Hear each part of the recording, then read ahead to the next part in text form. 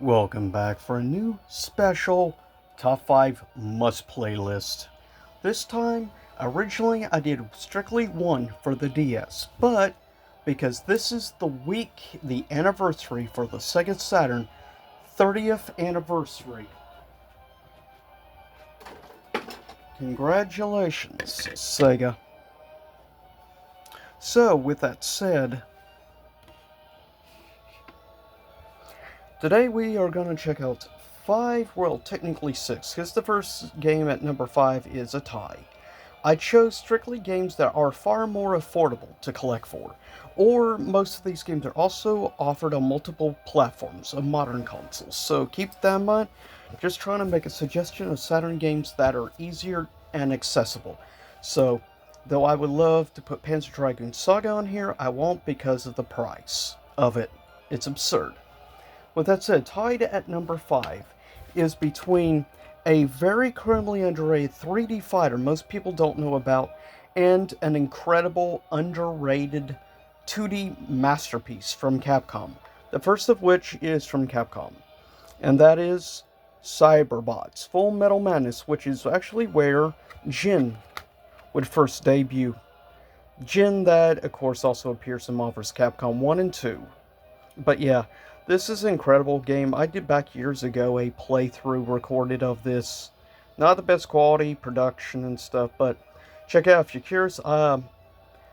It was part of a Akuma Legacy.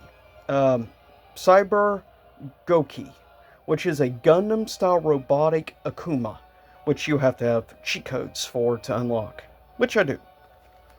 With that said, still, this is a definite must-play, and I would consider also must-own game, as it is still relatively affordable, though it has gone up a lot, but you can get this in the, of course, Capcom Fine Collection 1.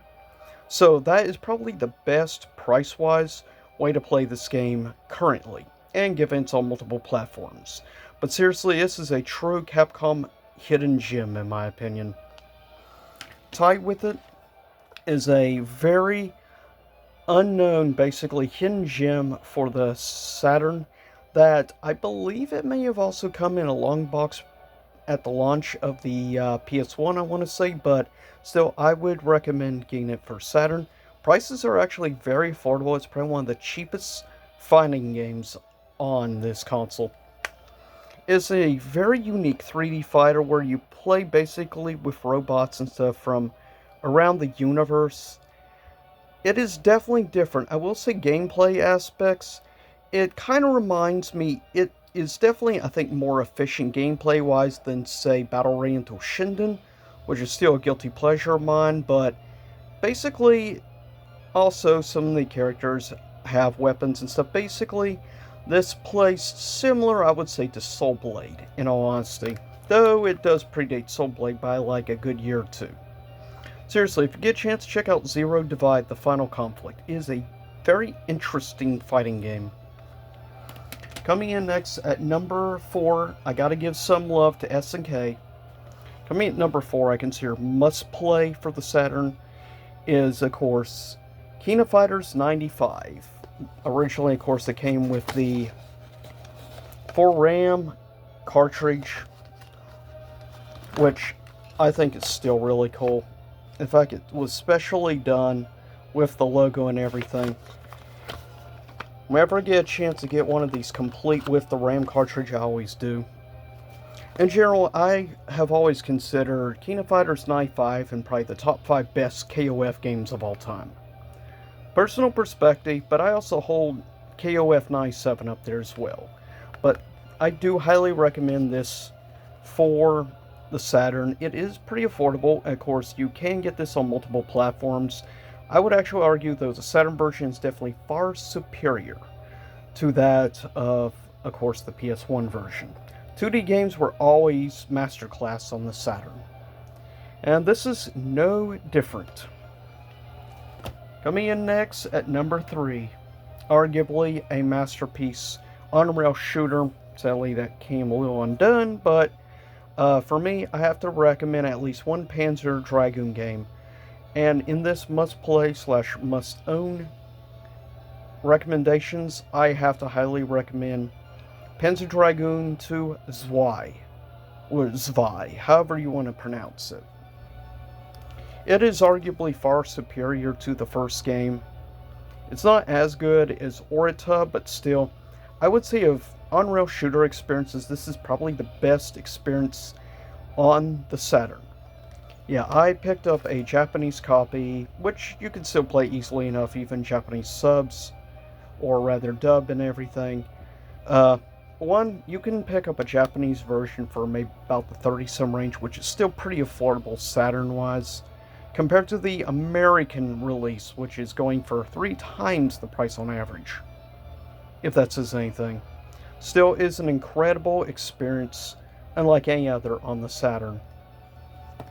Coming at number 2, of course, you have to have the 3D controller, though you can get a remaster version of this actually on the Nintendo Wii far cheaper, especially when you calculate in the 3D controller with Nights in the Dreams, but still, in my opinion, this is the must-own platformer on the Saturn.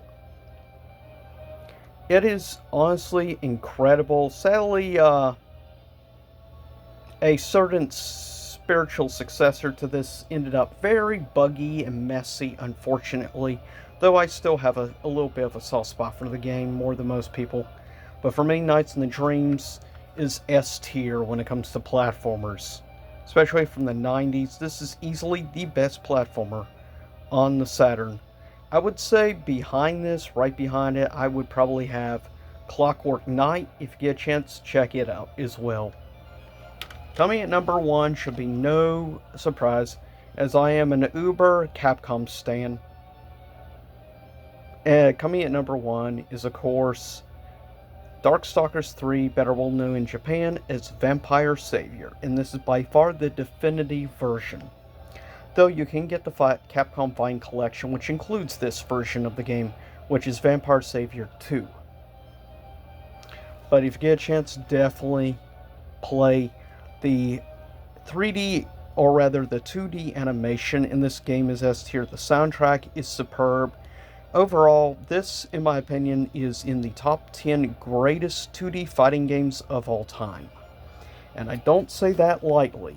Not just for being a Capcom fan and the fact that I am an uber Darkstalkers fan, going all the way back to the mid-90s. Yeah, plus it is cool having the 4 MB cartridge. Though, if you have an American console, just have a either a Game Shark or a Action Replay cartridge, and you can play the game regardless and override region lock. That's the best route to go. But for me, coming in number 1 must-play, must-own game for the Saturn is Vampire Savior, Darkstalkers 3. I'll see y'all next time, and stay safe out there. And also, of course, again, happy birthday to the Sega Saturn. See y'all again soon. Music in the background is Church Zone from Mortal Kombat 3.